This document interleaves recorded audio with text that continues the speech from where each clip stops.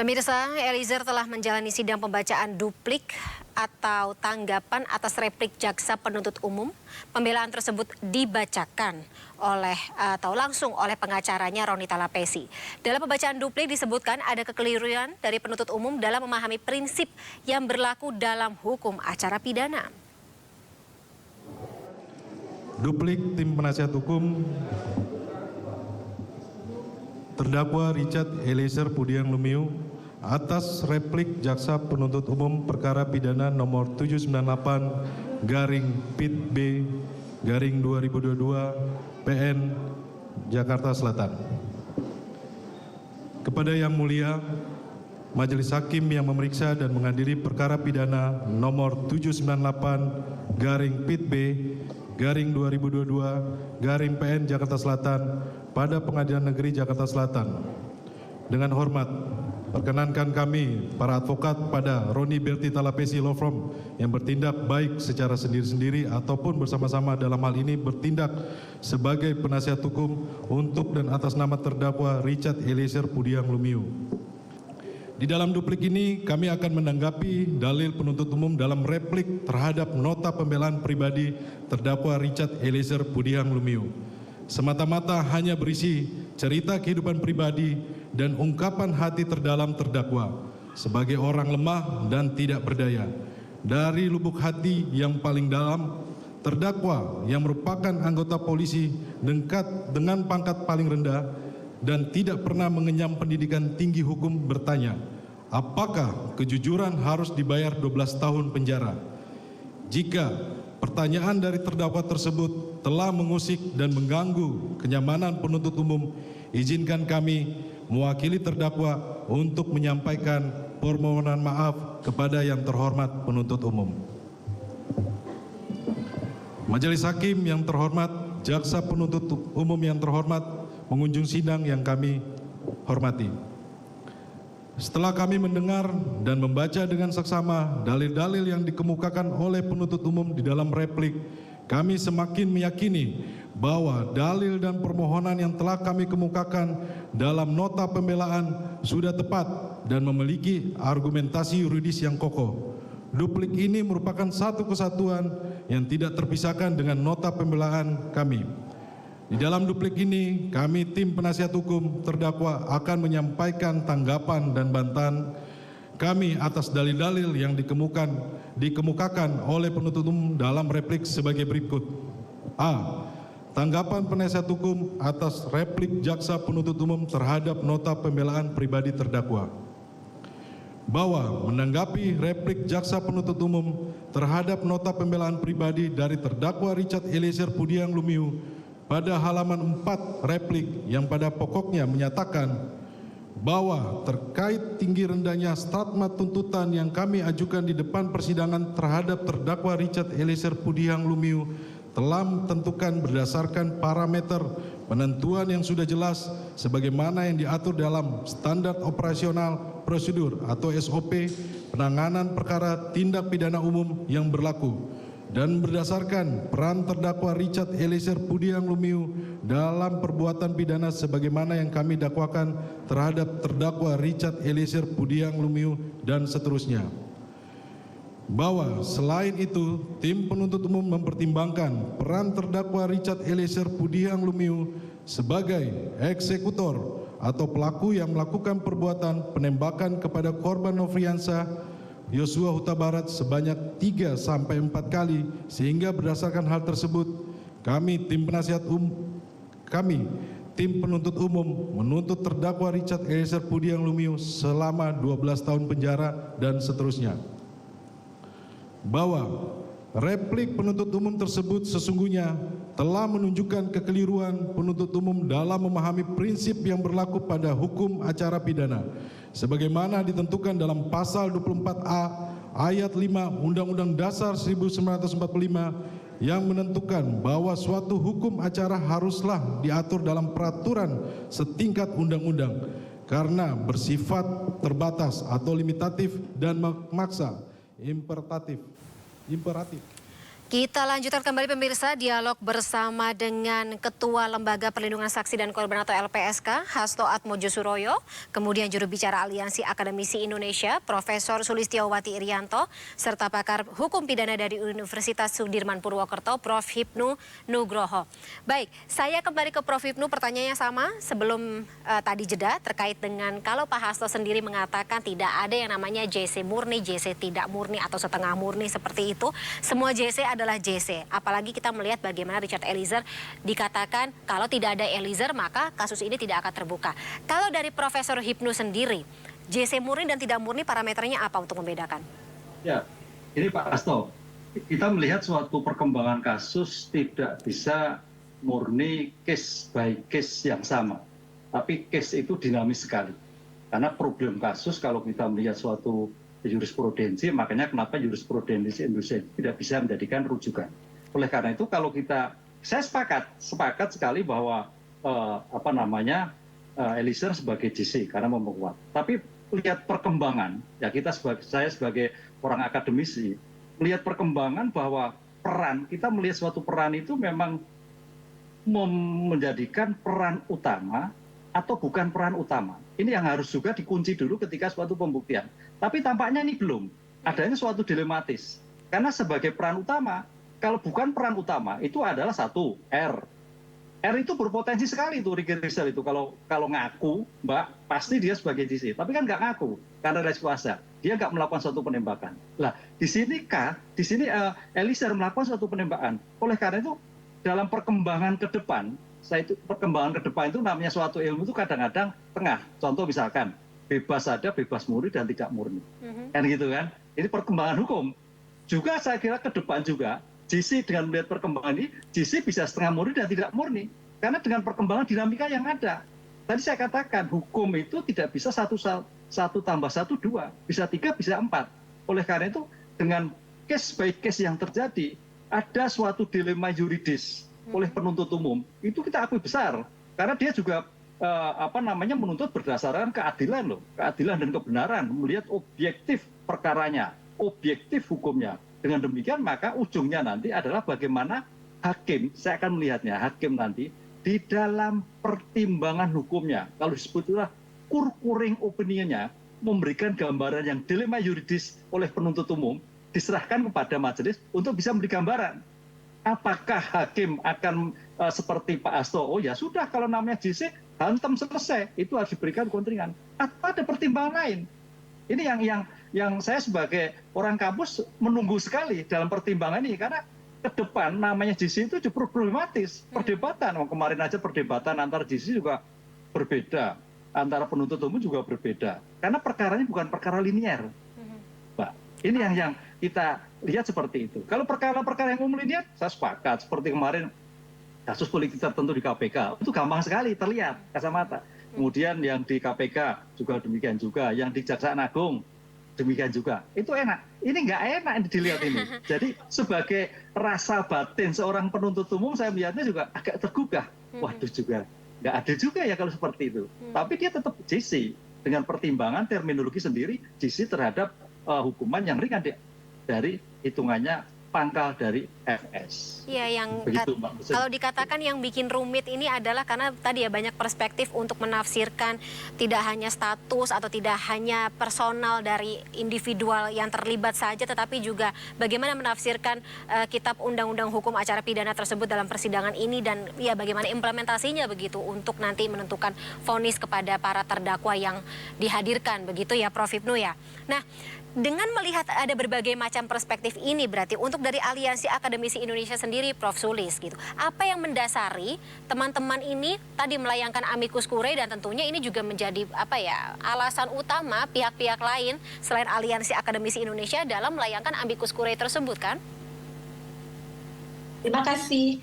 Teman-teman itu menyadari ya, antara lain persoalan dilema yuridis. Saya kira persoalannya bukan dilema yuridis, tetapi apakah para penegak hukum itu membaca pasal-pasal itu secara teks saja atau juga memperhitungkan konteks. Dalam literatur saya itu ada Aharon Barak, seorang hakim yang sangat dihormati yang mengatakan bahwa terlepas dari sistem hukumnya apapun, menjadikan diri sebagai corong undang-undang itu udah ketinggalan zaman. Mengapa? Karena hukum itu tidak pernah bisa mengejar perubahan-perubahan yang terjadi dalam masyarakat, terutama hari ini tuh digital era itu ya menyebabkan masyarakat berkembang sangat cepat, dan oleh karena itu ada tuntutan-tuntutan baru dalam penegakan keadilan ya. Itu pertama. Sehingga ada ini loh, ada muncul gap studies karena selalu ada gap antara hukum dengan masyarakat. Yang kedua, kita itu selalu merasa, penelitian saya dengan Komisi Yudisial ya di banyak kota, 16 kota di seluruh Indonesia, itu para penegak hukum masih menempatkan diri sebagai corong undang-undang karena merasa hukum kita adalah civil law, continental law dari Belanda. Padahal Belanda itu dalam 100 tahun setidaknya ya, itu berkembang sangat cepat, tidak lagi begitu. Jadi bagi orang Belanda yang namanya sumber hukum itu bukan satu-satunya kodifikasi undang-undang, tetapi juga adalah putusan hakim. Dan ini sangat bisa dimengerti. Mengapa putusan hakim? Karena putusan hakim itu bisa segera menjembatani kevakuman karena hukum itu lambat terkendala oleh situasi-situasi politik untuk bikin hukum baru ya. Dan secara antropologi hukum nih ya, literatur saya ya, teks undang-undang itu memang berisi norma-norma hukum yang ideal, cita-cita, tujuannya untuk melindungi masyarakat dari kejahatan dan keserakahan, mendistribusi keadilan gitu ya. Tetapi itu masih terbatas cita-cita gitu. Lalu belum menjadi hukum yang hidup. Kapan teks itu menjadi hukum yang hidup? Ketika ada pelanggaran terhadap norma-norma hukum lalu dibawa ke pengadilan, disitulah pasal-pasal ya itu diperdebatkan, diguncang-guncangkan. Seperti yang kita lihat dalam persidangan kasus Sambo ini kan, pasal-pasal itu diperdebatkan luar biasa. Setelah itu hakim akan keluar dengan konsideransinya, dengan putusannya, lalu putusan itulah yang akan menjadi hukum yang hidup. Artinya hukum yang akan sungguh-sungguh ditaati oleh para pihak, nggak bisa lain gitu. Oleh karena itu, putusan hakim itu sungguh-sungguh diharapkan akan betul-betul keluar sebagai putusan yang mengandung nilai-nilai hallmark ya, mengandung nilai-nilai terobosan hukum yang keluar juga dari teks-teks yang ketinggalan zaman gitu.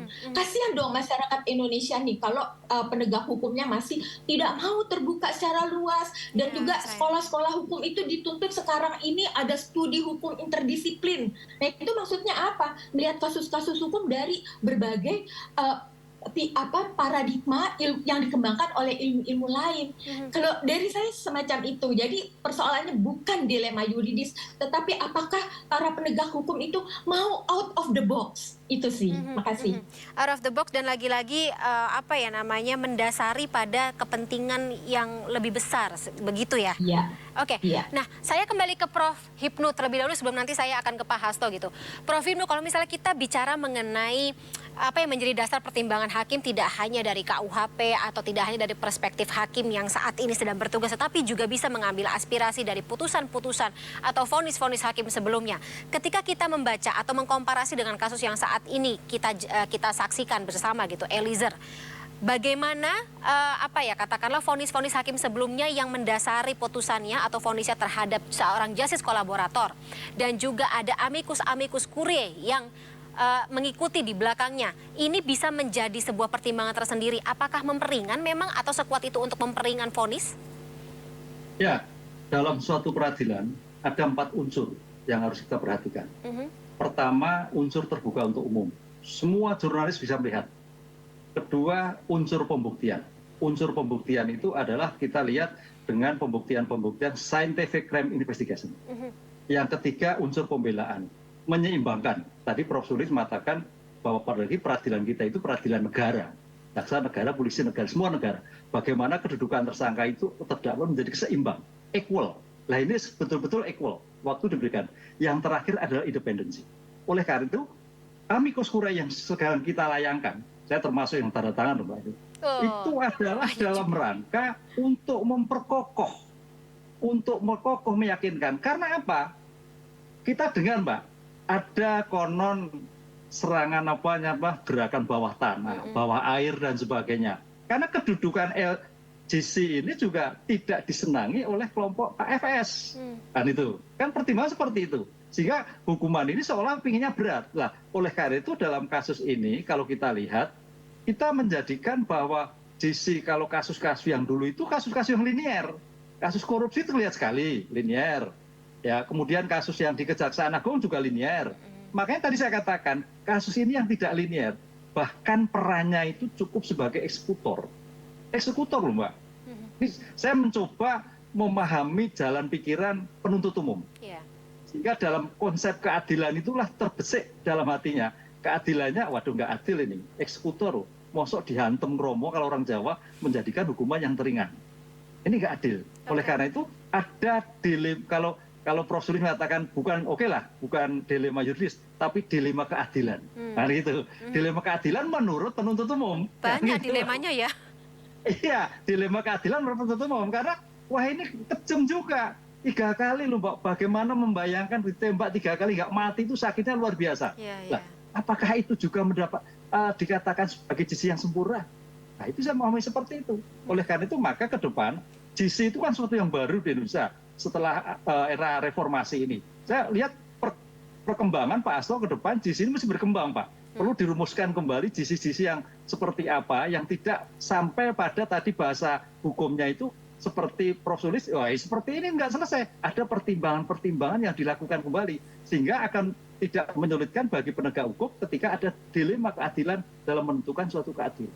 Nah, gimana Pak Hasto? Monggo, mungkin status justice collaborator atau JC ini bisa diperluas lagi, diperjelas lagi, dielaborasi lebih lanjut dalam Undang-Undang Perlindungan Saksi dan juga Korban?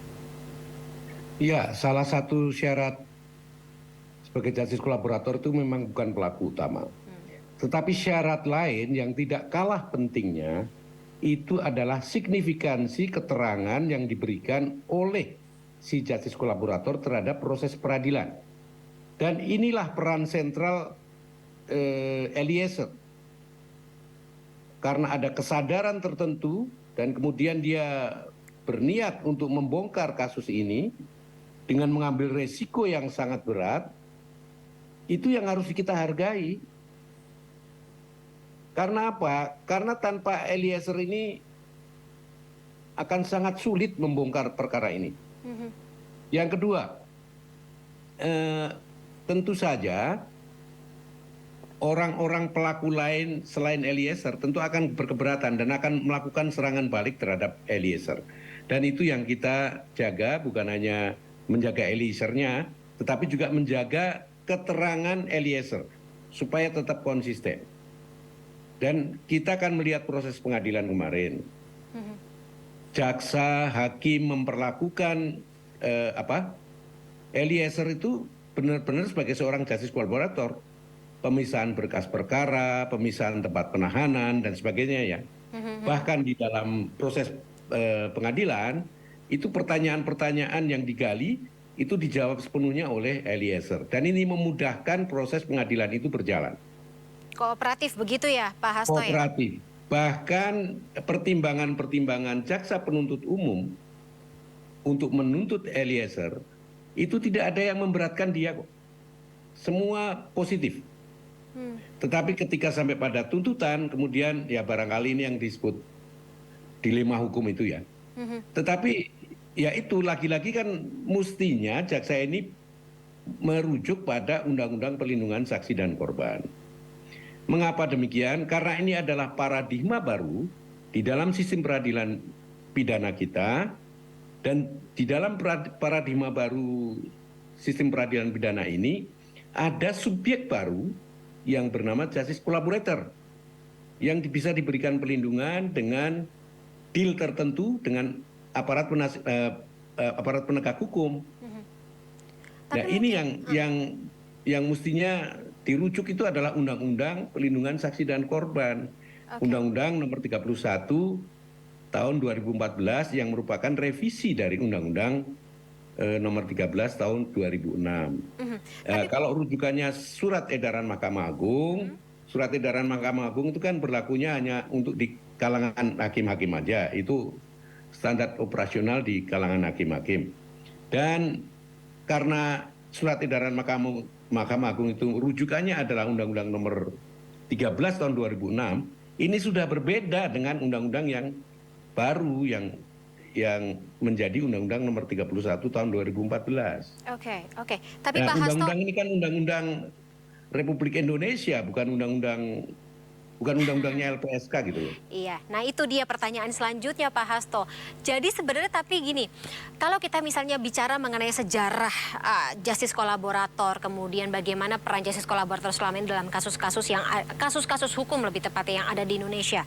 Bagaimana para penegak hukum yang ada dalam persidangan atau pelaku persidangan ini dalam memandang justice kolaborator tersebut untuk nantinya akan memberikan sebuah vonis atau hukuman yang sesuai begitu dengan peranannya. Tapi kita tahan dulu jawabannya. Pak Hasto, Profesor Hipnu dan juga Prof. Sulis, MNC News Prime akan segera kembali pemirsa setelah jeda berikut. Tetaplah bersama kami.